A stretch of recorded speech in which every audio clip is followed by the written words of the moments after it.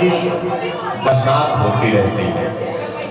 हम जैसे आप जैसे चकोर पक्षी की भांति इसकी तरफ लालायित होकर के मुंह खोले हुए और रामचरितमानस की तरफ देखते रहते हैं कि कहां से इसकी अमृत की एक बूंद अगर हमारे मुख से होकर के अगर हृदय तक पहुंच जाए तो हमारा जीवन सफल हो जाए। गुरुदेव लिखते हैं कि ये कलियुग चल रहा है और ये राम की जो कथा है वो त्रेता युग की है। एक बार त्रेता युग मानी, त्रेता युग की ये कथा आज कहते हैं कि कलयुग में जब शंकर जी ने अरे देखी लीक हटी और वेद शास्त्र को समझन की जब नर सामर्थ्य घटी। हमारे जीवन का आधार वेद है, लेकिन क्या हम लोग वेद पढ़ने में सक्षम हैं? क्या हम वास्तव में वेदों को समझ सकते हैं? वेद शास्त्र को समझन की जब नर सामर्थ्य घटी, तब लेकर अवतार शंभु तुलसी के रूप में आए। वेदों का कर मंथन तत्व में राम नाम को लाए। भगवान शंकर ने स्वयं तुलसीदास जी के रूप में अवतार लेकर के और हमारे वेदों का मंथन किया। मंथन कहते जैसे दही को मथा जाता है और उसमें से छाछ अलग कर दी जाती है और उसमें से घृत को मक्खन को निकाल लिया जाता है, ऐसे ही भगवान शिव ने तुलसी बन करके और वेदों का मंथन करके इसमें से जो निकला है वो एक तत्व निकला है जिस मक्खन का नाम है राम। राम नाम ही कलयुग में हमारे लिए आसान तरीका है कि हम भगवान का नाम लेकर के इस संसार सागर से पार हो जाए।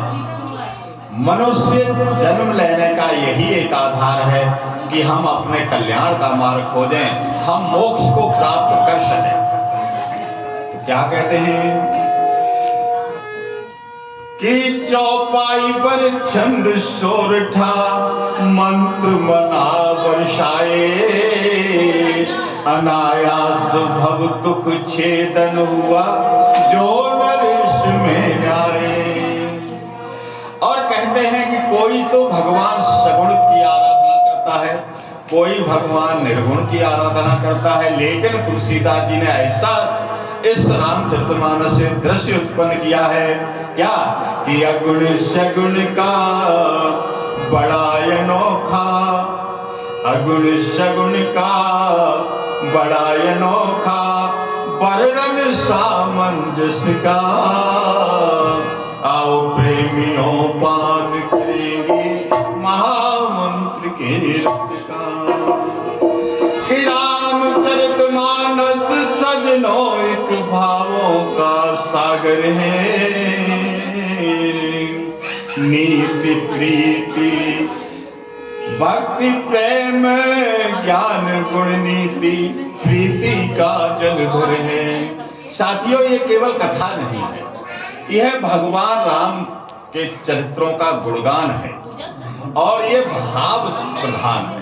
अगर आपकी भावना ये है कि पत्थर में भगवान होता है तो भगवान स्वयं उस पत्थर में से प्रकट होकर के और भक्त के सामने खड़ा हो जाता है। प्रहलाद जी ने जैसे हमारे भगवान नरसिंह को पत्थर में से निकाल दिया, इसी तरह से इस रामचरितमानस से अगर हमारे भाव शुद्ध हैं, हम भाव से इसको पढ़ते हैं, भाव से ग्रहण करते हैं, तो ये भक्ति प्रेम ज्ञान गुण नीति प्रीति इन सब की बरसात हमारे ऊपर कर देता है और हमारा जीवन समृद्ध हो जाता है, प्रसन्न में। बताइए। हाँ, और कहते हैं कि जो जिस भाव से देखे इसको, जो जिस भाव से देखे इसको, वही भाव बेहतर है। चार घाट की कथा संजोई, सचमुच मानस सर है। इस रामचरितमानस में 4 घाट से, 4 स्थान से कथा को कहा जा रहा है। एक घाट पर भगवान भोलेनाथ अपनी प्रिया सती को कथा सुना रहे हैं। दूसरे घाट पर काकभूषुंडी जी और गरुड़ जी की कथा चल रही है। एक घाट पर याज्ञवल्क्य जी और अगस्त्य जी की कथा चल रही है। और चौथे घाट पर तुलसीदास जी कथा कह रहे हैं और सुनने वाले भी तुलसीदास जी ही। देखिए विचित्र बात है, भगवान शिव ने ही ये कथा की रचना की है। उन्होंने ही तुलसी के रूप में आकर के कथा को लिखा है और वही कथा को गा रहे हैं और वही कथा को सुन रहे हैं। इस भाव से जब हम इस कथा को सुनेंगे, पढ़ेंगे, तब हमारे लिए कल्याणकारी होगा। क्या कहते हैं कि आज पता का फैल रहा है, आज पता का फैल रहा है, राम नाम के यश का। आओ साथियों